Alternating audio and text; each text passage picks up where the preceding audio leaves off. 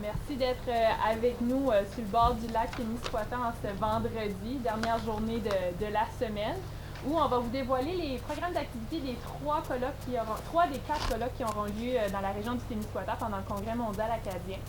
Avant de commencer, j'aimerais souligner certaines personnes qui sont avec nous ce matin, pardon. Monsieur Denis Ouellet, directeur général du Parc national Témiscouata. Monsieur Jackie Ouellet, directeur général de la MRC. Le président du Congrès mondial acadien, monsieur Émilien Nadeau.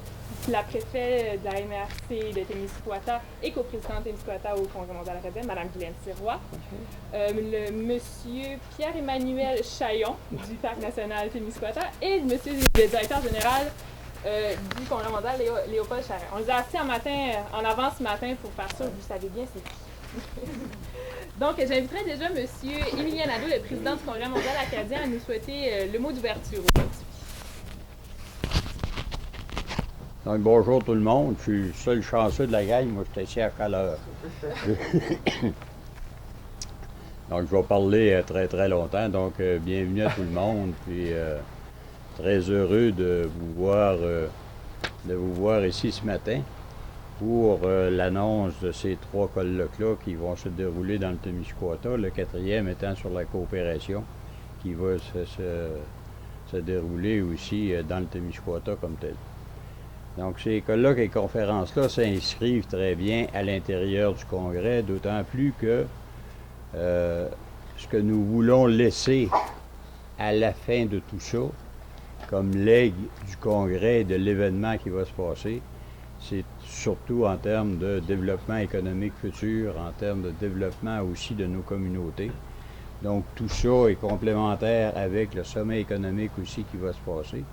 Et les colloques qui sont là, vous verrez que quand on parle d'énergie renouvelable, c'est très économique. Les parcs, c'est très économique aussi.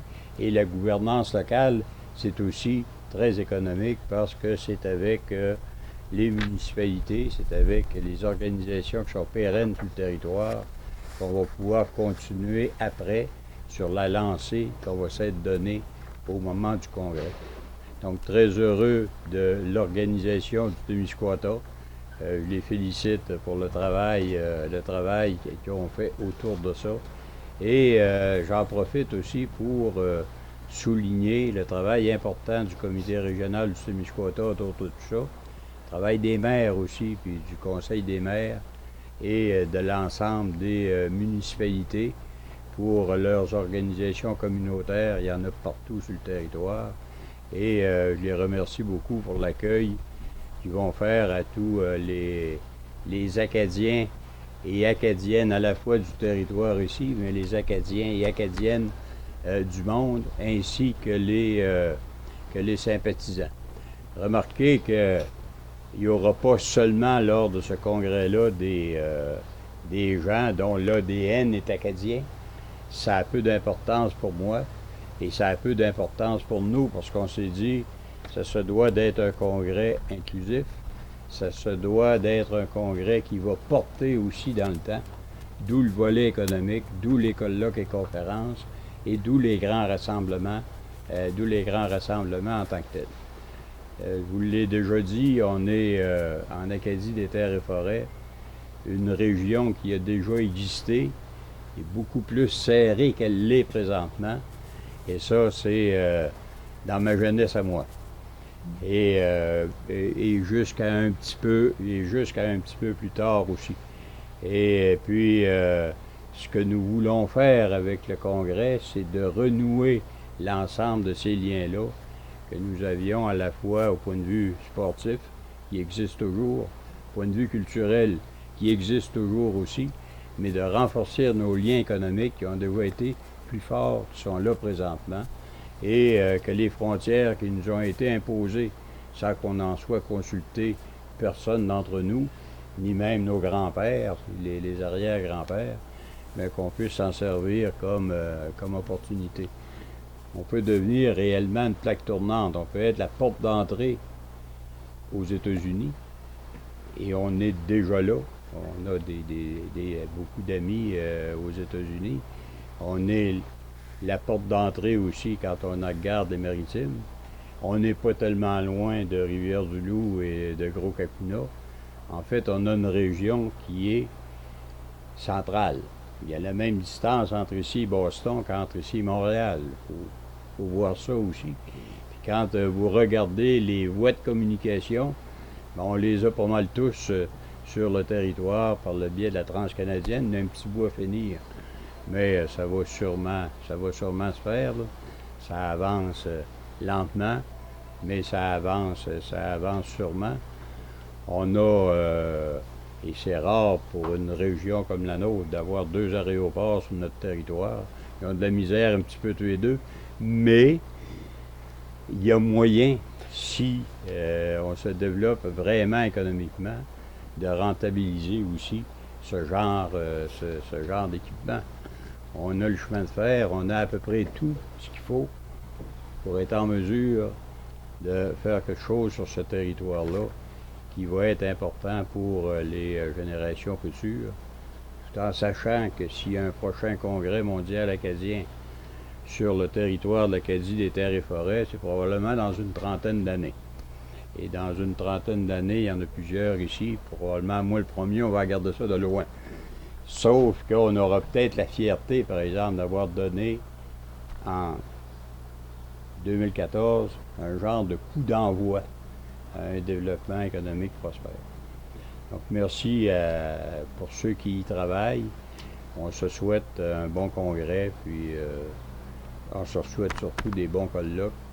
Et quand je regarde les conférenciers qui vont venir, quand je regarde ceux qui vont venir sur le territoire pour le faire, que ce soit le colloque sur la coopération ou les 3 dont on va parler ce matin, je pense qu'on a là des conférenciers et des gens de renom.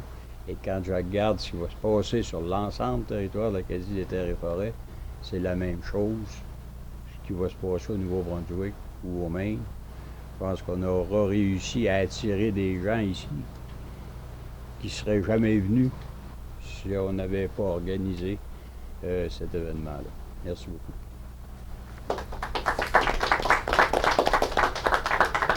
Merci beaucoup, M. Nadeau. Là, France va trouver que j'ai parlé trop longtemps, mais j'avais dit que j'étais à la chaleur. Vous avez bien fait ça, M. Nadeau. Merci encore une fois. Maintenant, j'inviterai Mme Guylaine Sirois à nous dévoiler la programmation du colloque sur l'énergie et la gouvernance locale. Alors, bonjour tout le monde. Merci d'être là ce matin. Bienvenue dans la belle région du Témiscouata. Alors, concernant le colloque sur le futur de l'énergie, une approche durable et responsable, on veut que dans le cadre du Congrès mondial acadien, on traite entre autres de l'approche durable et responsable. Et pour ça, c'est une belle occasion pour aborder les défis et les nouvelles avancées au niveau du développement durable et des différentes sources d'énergie renouvelables. Pour ce faire, eh bien, dans le cadre de notre colloque qui débute le mercredi 20 août au Parc du Mont-Citadelle, on va d'abord commencer avec une conférence sur la situation mondiale sur les énergies renouvelables et le développement durable. Il va y avoir un portrait international qui va être fait. Et notre conférencier, c'est M. Yves Gagnon, professeur à l'Université de Moncton, c'est-à-dire le professeur à l'Université de Moncton au campus d'Edmundston. Ensuite, il y a une conférence qui va se faire sur la situation de l'énergie renouvelable et le développement durable en Acadie des terres et forêts. Et à ce moment-là, on veut savoir quelle est la situation dans notre belle grande région, quelles sont les grandes réalisations et les orientations futures. Donc, on va avoir un monsieur qui s'appelle Serge Brault du ministère de l'Énergie et des Mines du Nouveau-Brunswick qui va nous entretenir à ce sujet-là et quelqu'un du ministère des Ressources naturelles. Et en même temps, au parc, nous aurons un salon sur les nouvelles technologies qui va être ouvert au grand public pour permettre aux gens de voir, entre autres, peut-être des voitures électriques, différents équipements, appareils, pour que les gens voient qu'est-ce que c'est concrètement l'application de ces nouvelles technologies-là. Il y a ensuite une conférence sur différentes perspectives, entre autres pour les projets de développement d'énergie durable communautaire. On a des intervenants qui vont parler des réalités et des défis autour des projets communautaires d'énergie renouvelable. C'est quoi les défis un peu partout qui sont sensiblement les mêmes? C'est quoi les appuis que ça nous prend pour réussir à mener à terme des projets comme ça? Et c'est quoi les préparations à faire pour que la population en ait le goût d'en avoir, que l'acceptabilité sociale soit là? Et pour ça, on a demandé, nous, comme conférencier, M. Hugues Girardin, vice-président de développement chez Boralex, Évariste Ferté de l'Université du Québec à Rimouski, et on a M. Bertin Leblanc, qui est dans le cadre du projet éolien communautaire Micmac au Nouveau-Brunswick. Donc, ces gens-là vont faire un genre de panel et vous entretenir sur ces différents projets-là. On a une conférence ensuite sur les technologies et politiques émergentes en matière d'énergie durable. Donc, bon, avec l'avis de différents experts sur le dossier, nous allons entendre M. Philippe Lacasse, qui est directeur du développement des affaires au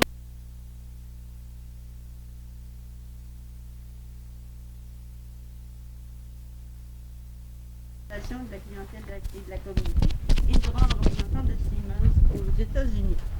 Ensuite, nous aurons une conférence internationale concernant le domaine de l'habitation, au niveau de l'isolation, les conceptions, les usagers. Et c'est M. Charles Mongevoisine, qui est consultant en performance énergétique des bâtiments à Haute-Savoie en France, et Carl Jobin du ministère des Ressources naturelles, qui va nous entretenir c'est quoi les politiques, les programmes, l'information technique, tout ça. Suivra ensuite le jeudi 21 août une grosse conférence sur le futur de l'énergie. Et pour ce faire, on a invité M. Priou nous entretenir. Faire une partie de ce panel-là, et nous aurons une représentation aussi du Maine. Ils vont nous entretenir justement sur ces grands changements-là. Et pour ensuite avoir la possibilité de faire des échanges avec les médias. Et pour terminer, dans le cadre de ce colloque-là, nous aurons une visite au parc éolien du Témiscouata directement à Saint-Honoré. Donc, les gens sont invités à s'inscrire et pouvoir aller faire la visite là-bas. Bien sûr, il y a un côté où on fera des échanges, on veut que le réseautage se fasse. Et il y a un petit cocktail dînatoire qui est prévu avec les gens. N'oubliez pas, sur le site Internet, toute l'information sur ce colloque-là est disponible. Et vous avez aussi la possibilité de vous inscrire directement sur le site avec le formulaire qui est disposé là. Si vous avez des questions, toutes les coordonnées de ces différents intervenants sont inscrites. Concernant la gouvernance locale, le colloque va porter, entre autres, ce sont les enjeux qu'on a en commun pour la gouvernance locale. Même si on est 3 régions distinctes, on a sensiblement les mêmes réalités, les mêmes problématiques. Alors, même si on est séparés, il y a des frontières, mais on veut se servir de ces frontières-là pour justement essayer d'offrir quelque chose de différent pour relever les défis qui nous concernent. Alors, dans le cadre de cette conférence-là, nous avons invité le vendredi 22 août, ça fait suite aussi au sommet c'est-à-dire au colloque sur l'économie. Alors, le sommet économique qui est commencé, lui, à Edmundston, durant le 21-22. Nous, le midi, on invite M. Jean-Paul Lallier, qui est l'ex-maire de Québec, qui a été maire de 89 à 2005 et qui est président du Conseil de l'Ordre national du Québec, à venir nous faire une conférence sur c'est quoi l'implication des municipalités comme partenaires dans le développement économique. Et lui va justement nous entretenir là-dessus, dire qu'est-ce qu'on a comme travail à faire auprès des entrepreneurs au niveau du développement, puis il va nous faire part de son expérience. Suivra ensuite une conférence par M. Jean Damour, qui est notre député de Rivière-du-Loup, Témiscouata, mais qui a aussi été maire pendant 8 ans à Rivière-du-Loup, qui va nous faire part, lui, de son vécu comme justement agent multiplicateur, agent de développement pour la municipalité de Rivière-du-Loup. Et nous aurons M. Cyril Simard, qui est maire d'Edmundston, et une représentation aussi du Maine qui va se faire pour que chacun, à sa façon, nous explique comment ils ont été un peu les visionnaires dans leur développement pour leur communauté, puis ils ont permis de développer justement, d'amener des entrepreneurs à avoir le goût de s'impliquer dans chacune de ces localités-là. En parallèle aussi, nous avons le Salon des affaires qui va se faire à Edmundston. On appelle ça le Salon bleu, blanc, rouge pour représenter chacune des régions. Je vous laisse deviner la couleur qui nous appartient.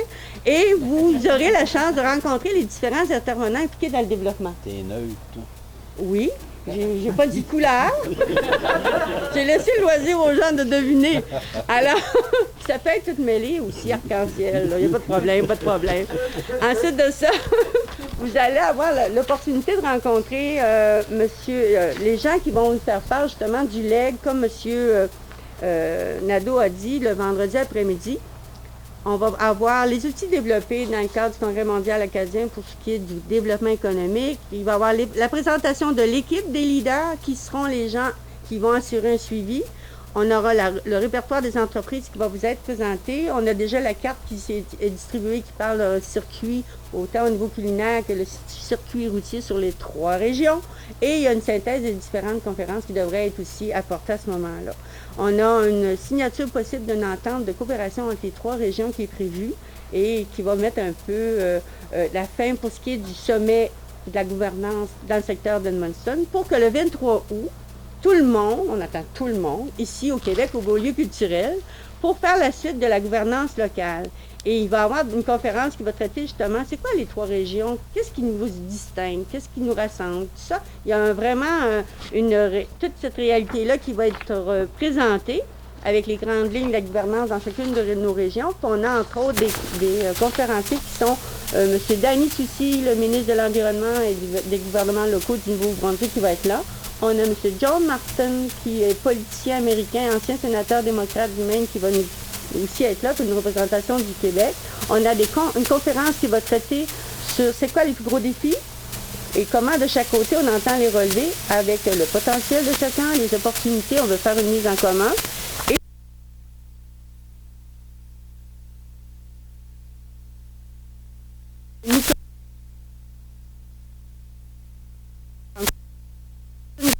Qui est jeune maire de Maisonnette au Nouveau-Brunswick.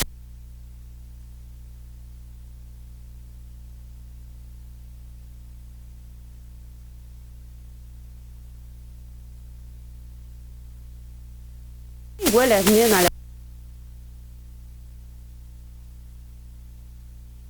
Jean-Paul Lallier qui va faire un genre de synthèse de tout ce qui s'est fait durant ces 2 journées-là. À 15 heures, nous vous invitons, les médias, les gens vont avoir une invitation officielle pour la Journée du Québec qui va débuter au Beau-Lieu culturel où il y a une activité un peu protocolaire qui est organisée avec les différents élus, tout ça, mais aussi l'inauguration du bâtiment. Mais on vous donnera plus d'informations dans le cadre d'une autre conférence de presse qui va porter spécifiquement sur la Journée du Québec. Alors sur ça, je vous invite simplement à aller sur le site Internet, vous procurer nos différentes brochures et que vous les ambassadeurs, des leaders d'opinion qui vont dire aux gens inscrivez-vous dans le cadre des différentes conférences. Vous allez avoir le loisir d'apprendre beaucoup sur notre région, mais surtout avoir le goût de revenir et peut-être d'y rester. Merci beaucoup, Madame Dubois, pour Ça va vite, j'ai quelque chose à dire. sur la présentation de ces 2 programmations fort intéressantes. Maintenant, je vais passer la parole à M. Pierre-Emmanuel Chaillon pour qu'à son tour, il puisse nous présenter la programmation du colloque sur les parcs. M. Chaillon. Tout d'abord, merci au Congrès mondial acadien et puis à Denis Ouellet, notre directeur, d'avoir rendu possible ce colloque sur les parcs. Donc, je suis très fier de vous dévoiler la programmation du colloque populaire qu'on a organisé, qui a pour thème Nature et Culture. Le parc national du lac Témiscouata, je pense que c'est à l'image de l'Acadie avec 2 aspects très forts, un volet culturel très fort et un volet naturel avec un patrimoine extrêmement riche également. Donc, on a organisé notre colloque sur 2 journées, une fin de semaine complète. C'est ouvert à tous, c'est accessible à tous, c'est pour les familles, ça ne sera pas des longs discours avec des scientifiques. On a voulu ça extrêmement chaleureux et populaire. Et ça va se passer de l'autre côté du lac. Et puis le samedi va être consacré à la nature, à l'environnement, au parc. On a des collègues de plusieurs parcs qui vont venir partager leur expertise. On aura Miguasha, le parc national de Miguasha, qui est patrimoine mondial de l'humanité, qui va nous présenter quelques-uns de ces fossiles, notamment le dernier fossile et peut-être le plus beau fossile qui n'a jamais été découvert l'année passée au parc. Il y a le mont Mégantic qui va venir, qui est la première réserve mondiale de ciel étoilé. Donc ils vont venir nous présenter aussi ce qu'ils font. Ils nous montreront aussi les étoiles le soir.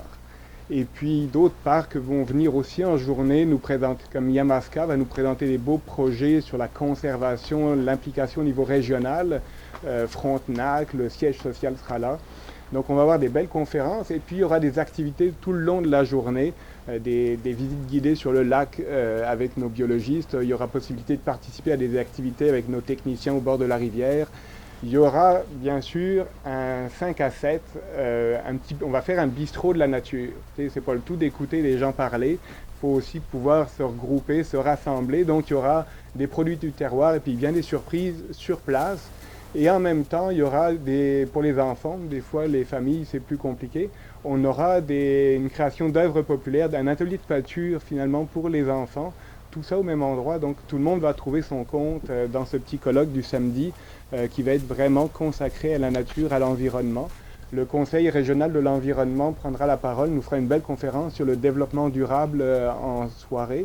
Puis après ça, on a la chance de recevoir plusieurs conteurs acadiens qui vont aller jusqu'à 9-10 heures avant que Mohegantic mette son télescope en place et puis nous montre les étoiles. Donc on a une belle programmation pour le samedi, puis le dimanche, on l'a consacré à l'histoire. On a un patrimoine historique et culturel extrêmement riche ici, puis on a voulu le mettre en valeur. Donc il y aura beaucoup d'archéologie, les gens vont pouvoir participer énormément aux projets qui se font au parc, découvrir d'autres projets. Et puis on a la chance d'accueillir le Wapikoni Mobile, qui est plusieurs fois primé, qui vont nous présenter de nombreuses vidéos qui ont été tournées un petit peu partout au Québec, dans les réserves. Et puis on va pouvoir débattre avec eux sur des problématiques autochtones et puis s'ouvrir un peu à d'autres réalités. Et puis, on a un 5 à 7 aussi, on a le bistrot de l'histoire qui va ouvrir à 5 heures. Et puis là, on aura Alexandre Béliard, qui est un chanteur qui va venir commencer à chauffer la soirée avant de recevoir M. Serge Bouchard, qui nous fera une magnifique conférence sur l'histoire oubliée des Premières Nations. Puis là encore, on aura des conteurs acadiens pour finir la soirée. Et puis, je pense que ça va nous faire une belle fin de semaine, extrêmement remplie. Puis, il y a le Fort Ingalls, j'en oublie. Vous irez sur le site internet pour voir un petit peu tout. Le Fort Ingalls sera là aussi pour animer tout ça.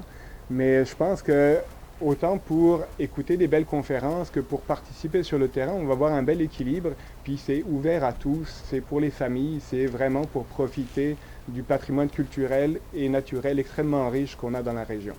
Donc allez sur le site internet et puis je pense que vous allez passer un bon moment au Parc national.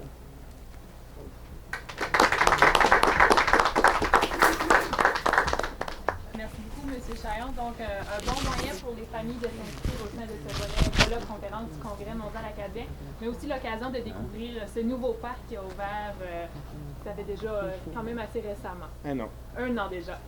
Donc maintenant, j'inviterai le directeur général du Congrès mondial acadien, Léopold Charret, à conclure cette conférence de presse, mais aussi cette série d'annonces par rapport aux différentes programmations du volet colloque et conférences. Merci, France.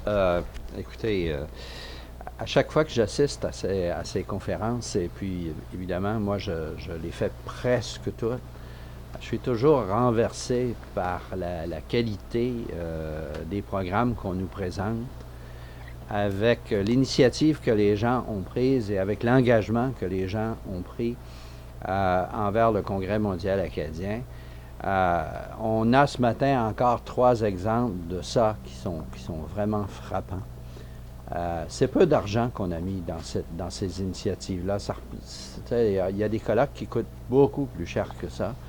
Nous, les gens, avec ce montant qu'on leur a donné, tant qu'à moi, font quasiment des miracles. Et je pense que l'une des choses qu'on doit constater, c'est que durant le Congrès mondial acadien, il y aura ce volet colloque et conférence qu'on a imaginé il y a 5 ans et qui prend forme actuellement et qui, ma foi, quand on entend ça, on a presque le goût de dire, ben moi, je voudrais faire tous les colloques parce qu'ils sont autant de qualité l'un que l'autre. Je ne voudrais pas aller plus loin sans remercier des personnes qui font partie de l'organisation, mais qui ont travaillé très fort dans le volet des colloques et conférences. Je parle premièrement de Michael Dubé, qui est mon bras droit et qui vraiment a pris tout ce volet colloques et conférences et c'est énorme comme travail. Il ne fait pas que ça non plus, donc Michael, je pense que chapeau, t'as bien réussi ton travail. On a effectivement, comme vous le savez, dans ce congrès-là, des défis de 3 régions qu'on essaye d'en faire une. On a voulu répartir les activités sur l'ensemble du territoire. Donc, je pense qu'on a là aussi réussi avec le Témiscouata, avec ces 3 conférences, et puis celle effectivement sur la coopération. Puis je voudrais remercier Mélanie qui a appuyé Michael puis qui a pris le lead là, dans les conférences au Témiscouata. Merci beaucoup, Mélanie. C'est bien réussi.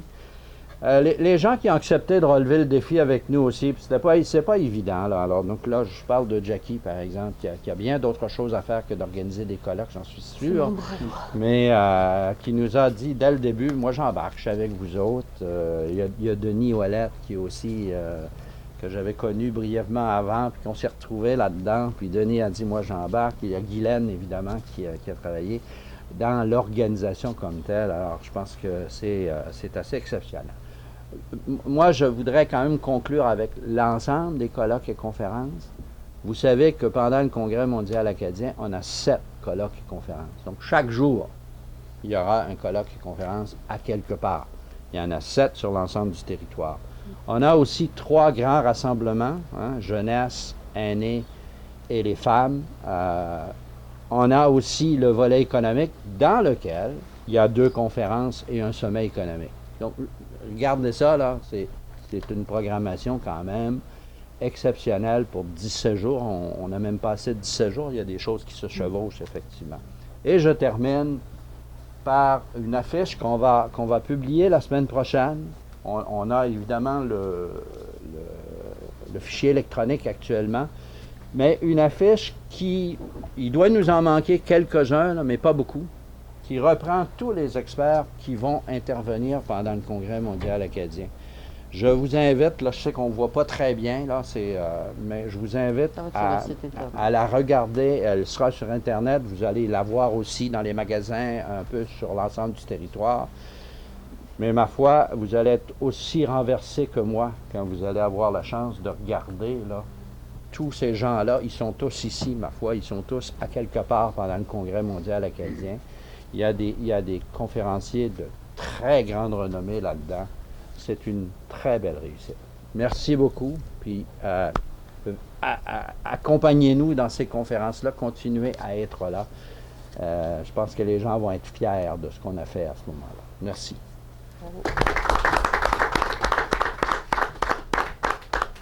Merci beaucoup, M. Charret. Donc, c'est ce qui conclut cette conférence de presse plus que 20 jours avant le grand coup d'envoi du Congrès mondial acadien. Vous avez sûrement réussi au cours de la route, remarqué que les décorations commencent à surgir un peu partout. On sent réellement la fébrilité et on vous invite à partager également, à passer le mot au niveau de notre concours où est-ce qu'on invite les gens à décorer leur cours. Et d'ici le 3 août, on fera un tirage, notamment pour des prix du CMA avec des bracelets, mais aussi des sommes d'argent à gagner pour les différentes municipalités qui se joindront à nous, comme depuis le tout début à la préparation de ce grand rassemblement. Donc, merci beaucoup et bonne fin de journée. Bonne journée plutôt.